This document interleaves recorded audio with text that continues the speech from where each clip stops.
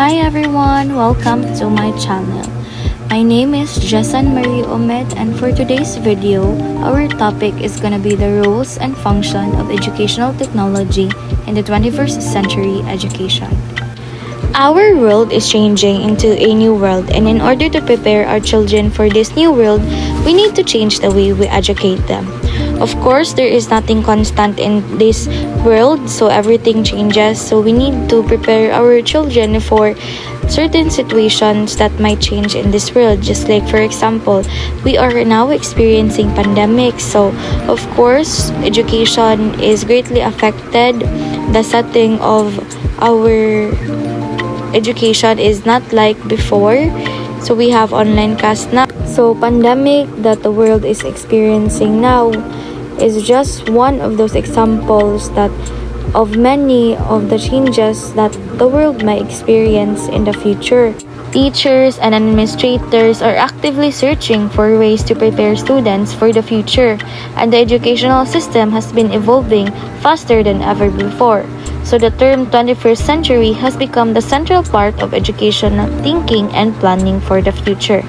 A classroom is no longer consists of four walls with blackboard and a lecturer in front talking to students instead of interacting with them. So as you can see in the example video on the right, the teacher is using a blackboard and asking students during lectures. So that was what is happening before we experience pandemic. So the example video on the right is the way of traditional teaching before.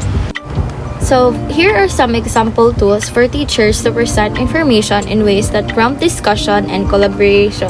The very first one is whiteboard. So whiteboard is commonly used in classrooms such as in college classrooms. So for example, in UC, we are often using whiteboard compared to blackboard. Guys, some of the teachers are allergic to chalks in blackboard. So another one is tablet PCs. So tablet PCs are not very common here in the Philippines, but it's very common in other countries. So tablet PCs in other countries are used for educational activities to prompt discussion and collaboration towards the students. So as you can see on the picture, the students are using tablets for school. Lastly, we have the projector. So projector is very common here in the Philippines. So teachers often use them when it comes to discussing something, let's say for example stories, or they want to show us videos.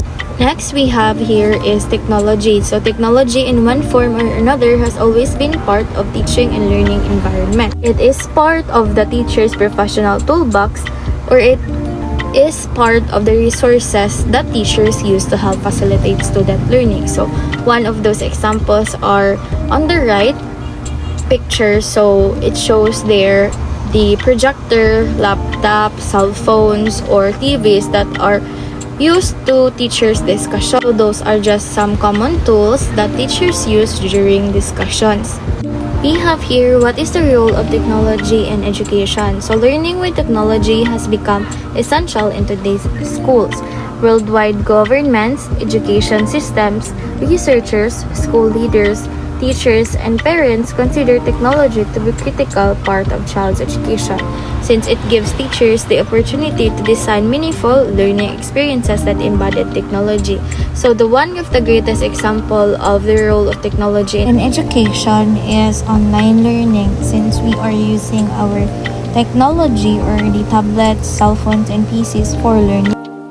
Next we have here is projected media. So projected media or either projected visuals are defined as media formats in which text and still images are enlarged and displayed on an illuminated screen. So one of those examples are the overhead projector. So the overhead projector or OHP is one of the most frequent used tools in education and training. So it may be facing a challenge from the data projector, but it is still more flexible and useful for all except uninterrupted rehearsed presentations. In overhead projector, the text and images are usually printed on a transparent film, such as an overhead transparency or slide, So the printed material is projected onto a screen or wall by passing a strong light through the film and magnifying this onto a light-colored screen. So whiteboard or either white wall. So as you can see on the example picture on the right, the projector or the image is being projected on the white wall or the whiteboard. And for the next picture example, as you can see, the girl is holding the transparent film onto the overhead projector to project the profit and projections of their company. So that is how the overhead projector is being used, or that is how you should use the overhead projector. Next we have here is instruction should be student-centered. So students are directly involved and invested in the discovery of their own knowledge. So in this classroom model, the teacher acts as the facilitator for the students. Instead of passively receiving information, the students will gather information on their own under the guidance of their teacher. That is how instruction should be student-centered. Next is education should be collaborative. So students must learn to collaborate with others. Through collaboration and cooperation with others, students engage in experiential learning that is authentic, holistic, and challenging. So next we have is learning should have context. So student-centered does not mean that the teacher gives up all control of the classroom. So while the students are encouraged to learn in different ways, the teachers still provide guidance. So of course, when it comes to learning everything, so we need to be able to have a guidance from the teacher because we couldn't be able to do it on our own. Just like for the example pictures and videos on the right. So after what we have learned, we could ask ourselves, what is the role of technology in the 21st century learning? So the very first role of technology is technology allows 24/7 access to information. So it is very important to students to learn in a global classroom, so acknowledging that the classroom extends beyond the physical walls. So of course, technology allows access to information 24/7. So wherever we are in our homes or either in our classrooms, technology is very accessible. So that is the role of technology in the 21st century learning. So the second one is constant social interaction. So there is constant social interaction when it comes to technology. We could interact through our phones, just like in the picture on the right, or either in laptops. And the very last role of technology in the 21st century learning is we could easily create and share digital content. Next, we have is integrate technology as a fundamental building block into education in three broad areas. The very first one is use technology comprehensively to develop proficiency in 21st century skills. Second is use technology comprehensively to support innovative teaching and learning. The third one is use technology comprehensively to create robust education support system. So next, we will talk about the important functions of educational technology. So the very first one is improvement of teaching. So of course, when it comes to technology, it is very given that it could give improvement of teaching. So first is education technology analyzes the process of teaching thoroughly. And it tries to find out the different variables of teaching, their interlinks, effects upon each other, relationship theories of teaching, the phases of teaching, principles and maxims of teaching, and etc.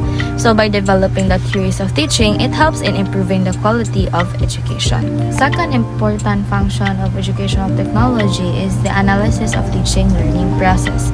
So educational technology aims at analyzing the process of teaching learning thoroughly.